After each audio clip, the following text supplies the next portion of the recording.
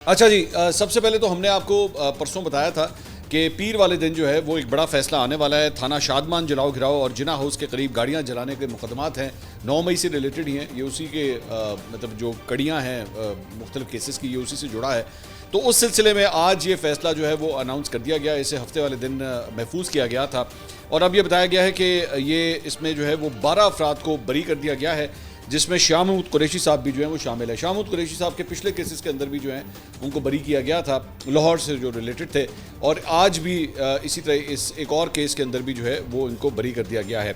शाह महमूद कुरैशी साहब ऑब्वियसली मैंने आपको पहले भी बताया था कि वो उस वक्त यहाँ पे लाहौर के अंदर मौजूद ही नहीं थे, तो ऑब्वियसली बात थी कि उनका केस जो है वो काफ़ी वीक है कि उनको कोई सज़ा हो। लेकिन इंसदाद दहशतगर्दी की अदालत ने डॉक्टर यास्मीन राशिद, मियाँ महमूद रशीद, एजाज चौधरी और उमर सरफराज शीमा को 10-10 साल कैद की सज़ा सुनाई है। इनको पहले ही इतनी सज़ाएं जो है वो दीगर केसेस में भी ऑलरेडी हो चुकी है।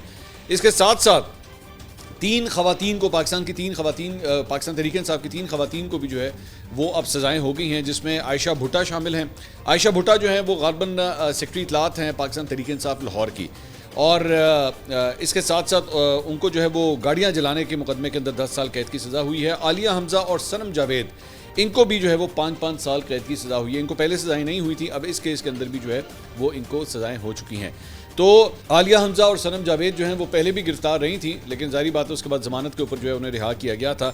अब बाकायदा तौर पे उन्हें ये सज़ा सुना दी गई है। थाना शादमान मुकदमे में 41 मुलजमान जो है उनके ट्रायल हुए, जिनमें से 25 गिरफ्तार हुए, जबकि 15 इश्तिहारी हैं और एक मुलजिम का इस दौरान जो है वो इंतकाल हो गया था। और जिना हाउस के बाहर गाड़ियां जलाने के मुकदमे में 19 मुलजमान थे, और उसमें मियाँ असलम इकबाल, शाह महमूद कुरैशी, हमाद अजहर, मुराद सईद, एजाज चौधरी और यास्मीन राशिद और आयशा भुट्टा, ये इसके अंदर नॉमिनेटेड थे। तो पाकिस्तान तहरीक इंसाफ के हवाले से जो सज़ाओं का सिलसिला है वो जारी और सारी है, वो वैसी उसी तरह ही चल रहा है। अभी और भी केसेस हैं, ये ज़हन में रखिएगा, ये 9 मई के केसेस जो हैं अभी ख़त्म नहीं हुए, और ज़ाहिर बात है इसका जो आखिरी केस है या आखिरी जो मामला है वो इमरान खान साहब तक डेफिनेटली जाएंगे। तो अनलेस और अनटिल उससे पहले कोई हालात, जज्बात, ख्यालात बदलना चाहें तो वो और बात है, लेकिन अभी कम से कम आज की डेट के हवाले से अगर हम बात करें तो ये इमरान खान साहब तक की बात जाएगी।